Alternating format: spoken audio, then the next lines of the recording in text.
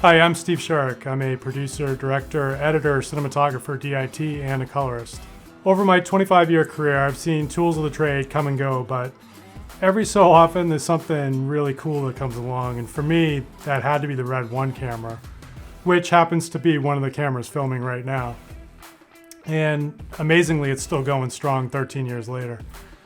In the world of color, Davinci Resolve has done for color what Red did for cameras, a professional grading tool for the masses with an unheard of price point. And as amazing as Davinci Resolve is, there's still a lot of tasks that are a bit mundane and take up a lot of our time.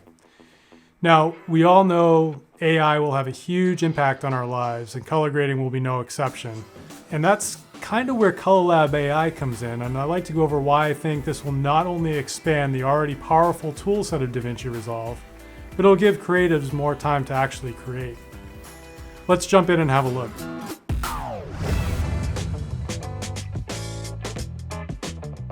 Okay, so I'm in Davinci Resolve. I've got a sequence laid out here. These are ProRes 444, but they're derived from the Panasonic EVA 1, and those were recorded in ProRes RAW using one of the Atomos recorders, but they've been converted over to ProRes 444 in Vlog space. So nothing fancy here in Resolve, no node structure. This is just basically a string out of clips. This is just a test shoot. And what we're gonna do is we're gonna create a show look, a LUT that we can monitor through on set on our monitors. So what we're gonna do is switch over to Colourlab AI. And the first thing we need to do is we're gonna have to bring these clips in. Now I'm not gonna get too deep into all the functionality of the program. This is covered in a number of places, but just real quick on the import, if you are looking to bring in some of your own clips, maybe you don't have a timeline in Resolve, you're just looking to start from scratch with some clips, you would use the media import. You could just bring in your own batch of clips that way. In this case, I'm looking to bring in the timeline that I have set in Resolve, so I'm going to use something called Resolve Fetch, which is going to grab my timeline. And the first window I'm going to be presented with is camera profiles IDTs. And this is basically, what footage is this? How should I handle it inside Colourlab AI? Now, in our case where there's no, these aren't true camera source files because they've been converted, they've been transcoded to our ProRes 444. So all I'm going to do is just tell it this is a Panasonic, which is going to come up with a Vlog profile for it, the IDT, and it'll automatically apply that to all these clips, and I'm good to go. So now that I've got this inside of Colourlab AI, the first thing you'll notice is it's got a Rec 709-ish kind of look applied to it. And for the purposes that we're going for here, we're just looking to create our own show LUT. So one thing that you have to kind of establish is how are you creating that look? There's a few different ways inside Colourlab AI that we can do that. You can have a reference still, maybe you've taken from a movie, photograph, whatever it might be. So we'll just kind of find a hero shot for us here. We'll use this one. I've got the reference stills tab open here. And you'll see I've already got some stills that I brought in. You can use Shot Deck, which is a online resource, tons and tons of movie stills. So we can just open that up real quick so you can kind of take a look. Yeah, you can search by movie. Let's go with Godfather. Movie The Godfather, and boom, we've got a whole bunch of stills from The Godfather. So that's one way to use it. And then another way that you can use this is if you just want to browse through shots that might have a particular look, you can filter these results so that, let's say that we wanted to go in and we wanted to only take a look at shots that were outside. In my case, with this fashion film, all the shots are outside. So that's kind of the first parameter I'd like to set. All right, time of day. Well, more along the lines of sunset. Might even go with dusk just to see what they give me for that. And I'll start scanning through, just see what the filtering is doing, see if there's anything that's coming up that's gonna be inspirational, kind of give me some creative ideas, maybe a whole video on its own. Just a great resource that's actually kind of linked right into Colourlab AI, so handy to have that. And you'll see that I've already got few of them that I've already pulled in. So just for fun, let's just quickly throw up a reference still here. These are fairly close in terms of the composition. Now, this is not the look I'm going for, but I just want to show you what Colourlab AI will do here in terms of trying to match to this particular still. What we can do is just let's right click on this, and what we want to do is go down and say match selected shot to reference still. And this is what it came up with. If you hit enter on the clip,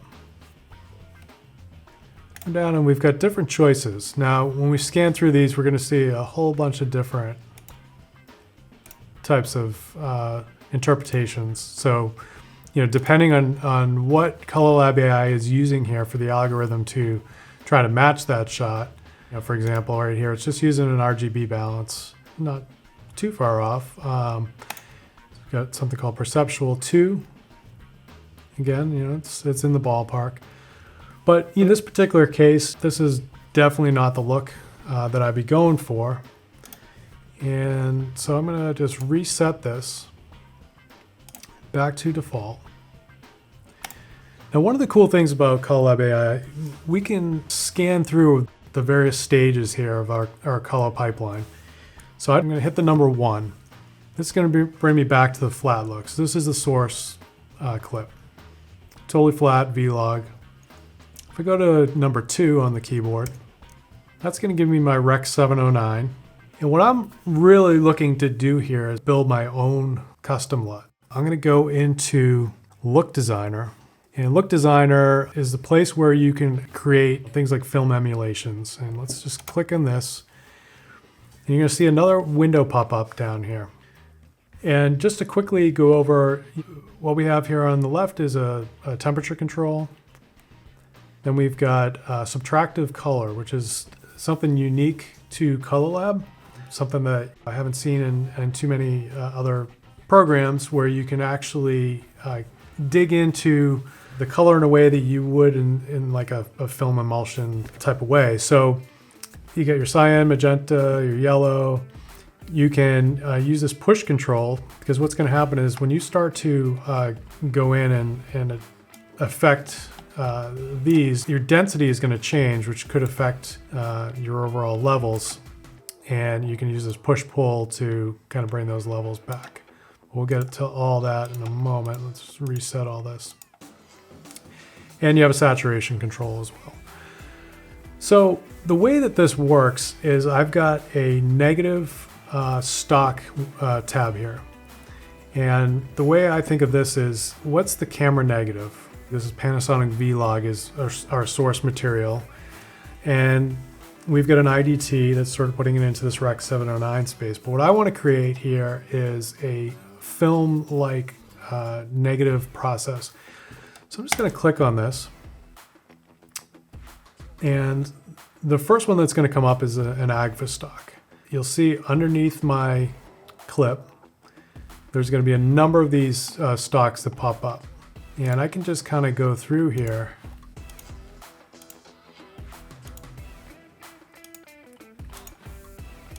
In different, you know, we're seeing different looks. In my case, I know I'm going to use a Kodak stock. And I think for this, I kind of like this 5207. So that's my negative film stock that I'm going to use here as sort of a base. Now, what Colourlab does is it breaks out the contrast. As I'm building this, I have kind of full control over the contrast profile that I want. You're going to see the first one that comes up is F1. This is like a film contrast simulation. And then I've got a variety of these that I can try out to see where the contrast feels right. This is taken from the Kodak 2383. Yeah, I feel like this F4 might be a good one. So I'm going to land on that. I'm going to come down to my print stock. Film goes through an elaborate process where it's captured on negative film stock, where the light passes through emulsion layers and that gets developed in a lab through a chemical process and then eventually ends up on a print stock. And what we're trying to simulate here is that entire process that film would go through to arrive at a particular look. Obviously, digital is not going through the same exact process as film, but Colourlab has gone to great lengths to simulate this process. So I'm kind of leaning towards either this 2383. This is interesting as well. I think I'm going to land on the 2383. It feels about right. And then we have what's called FPE, or film print emulation, and this tries to create a better simulation of what your image would look like if it was printed on film stock. Sometimes after you've applied your negative, contrast controls, and print stock in Look Designer, the image may look a bit too saturated. And, the film print emulation can bring things back into a more, yeah, I'm going to say it, filmic, I guess, look. The other option here is ENR, which is a Bleach Bypass simulation, and that aims for kind of a contrasty and desaturated image with rich blacks and subdued colors. You have full control too on how much of this film print emulation is being applied. You know, if I pull this way back, you're going to see some saturation start to go back in. And you know, I might just scan through the clip, see some other, when those hands come in. You know, if I pull this way back, you see the reds start getting a little strong. Not sure if it's as obvious on the computer screen as it would be on my Rec 709 monitor here, but okay. I'm landing on this look, scan through, check it. But I'm kind of liking that. But what I am going to do is I'm going to start to play around a little bit now with the subtractive color process. Let's just bring up some cyan. What I'll often do is just kind of bring these all up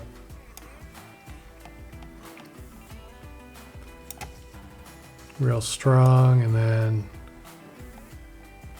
kind of see where I'm at. I might use this push-pull just to check the levels a little bit. And you can see it's just kind of giving me some density now. You know, I might come back in, adjust some saturation, and then pull down some of the magenta. And at this point, what I'm going to do is I'm going to now go back and scan through and go back to my flat, go back to my Rec 709. This is just with the show look because I haven't done any CDL based processes now. So for sake of argument, let's say that this is where I end up. Let's say I'm happy with this. I can exit Look Designer, which is going to then bring up a window saying, what do you want to call this look? And I'm going to call this Lindsay Candidate 3. I already have a couple others in there, so this will be Candidate 3. I'm going to save that. So let's say that this is what I'm happy with, but you know, I've taken some other shots here, got some different looks. So what I might want to do now is come down and apply this to the whole scene. And now what I want to do is go to each shot and kind of just take a look and check out how this, you know, LUT is affecting everything. And you know, this was a test shoot. This one just happened to be overexposed. So what I'm probably going to do is I've got a printer lights window here that I can come back to. I'm just going to bring this down. I just want to see how the LUT is affecting this particular shot. You know, she's getting some warm light on her too.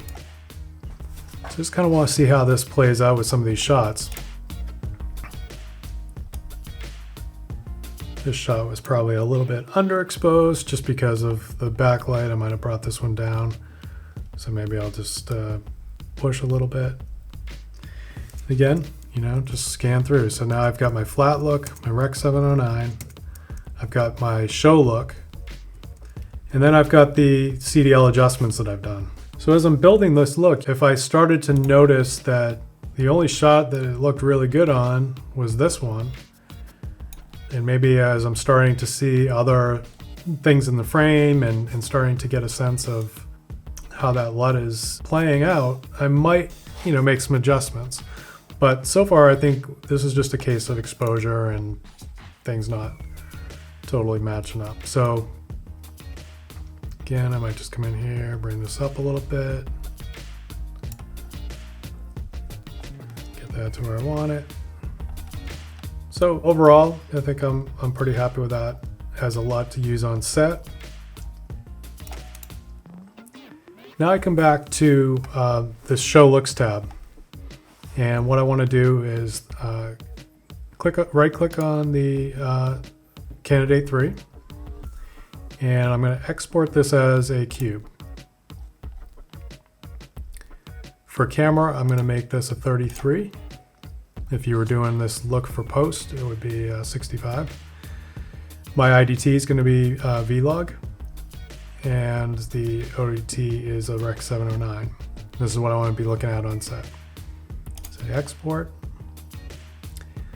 Nice thing is it's going to do a lot of the naming for me.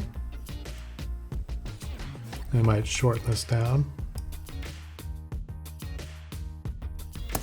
Kodak. Panasonic Vlog to Rec 709. And I'm just going to drop that on the desktop. So what that's done is it's now basically exported out the show look. So that does not include those CDL adjustments. You could, if you're building this for a look inside of Resolve, there's a way to send this all back to Resolve with the show look and CDL values. And I can also just create a LUT. So, if I want a LUT for this particular shot, for post, I could come in, change this to 65. And what this is going to do is going to include all of this. It's going to factor in all of this. So factoring in the IDT, any grading I've done with CDL values, as well as the show look. And it's going to give me a choice here. Do I want to have this in Rec 709, or do I want this to be in whatever space I'm going to be working in back in Resolve? So I might choose to possibly put this either in like log C or whatever space I'm going to be working in. In this particular case, we're just looking to build a show LUT that's going to be used on set. So you can see the power of Colourlab AI to build a show look, but this tool offers a lot more than that, as you can use its AI capabilities to do some of those mundane but obviously necessary tasks, such as shot matching and getting everything into a great starting point for your grade. I think as time goes on, Colourlab will continue to get better at doing those tasks, to the point where as a colorist, you'll be able to get through that stage of the process very quickly and focus on the most creative aspects of your job.